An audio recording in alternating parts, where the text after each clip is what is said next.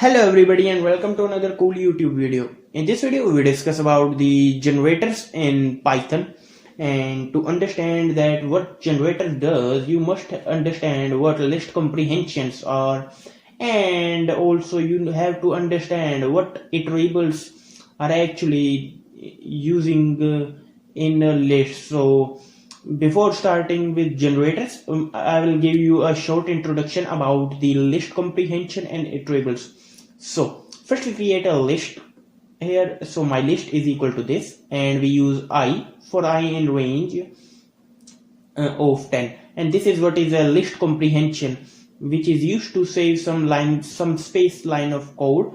And when we print this my list, we get a list of numbers 0 to 10. So this is what is known as a list comprehension. So when you create a list, you can read, so 0 to 9 we got, and this is what is known as a list comprehension.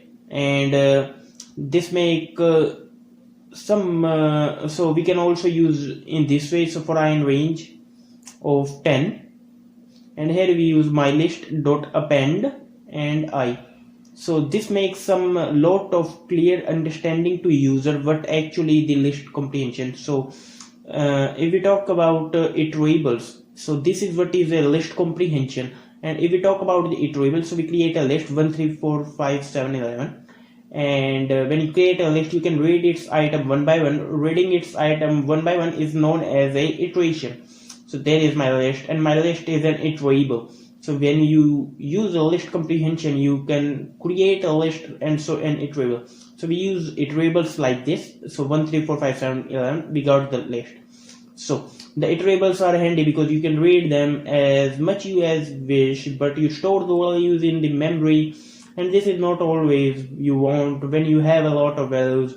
So the lists and the iterables store the values in the memory, but we don't want in some conditions that it will store the values. So we have generators. What about if we want to use the 10,000 values? So it will store the memory. So it will store the memory, but we don't want to store the 10,000 values memory. We don't want to create some additional spaces. We want to leave some free spaces. So in that case we have to use the generators. So what is actually a generator? So the generator are some iterators, which is a kind of iterable. You can iterate over once, and generators, and the benefit of generators is that they don't store all the values in memory. They generate the values on the fly. They generate values and then forget about it, and then just go to the next step, then again just generate values, forget about the previous step. So I'm writing this for you, that what is a generator. So the generator are the iterables which we can iterate, and they print the values, forget about it, and they will go to the next step. So they will calculate the value one by one in the loop. And the benefit of these generators is they use for storing the values. They don't store the values. Let's see how you can use generators. So now we have the main attention that how you can use generators. So we create a list. We can create generators in this way using this brackets, and the same way that how the list comprehension works, same way in generators. And when we print this my generator, okay, we got the function that the generator object is at this position. So this gives me the location. It is just the same, except you have to use these brackets instead of that brackets. And now we can use iterables here. So for I in my generation and print I, we got the value 0 to 9. We use the AND operator here and separating each and every values by comma. Fine, we got 0 to 9. That's how you can use the generator. So in that case it will print the value 0, forget about it, then print 1, then print 2.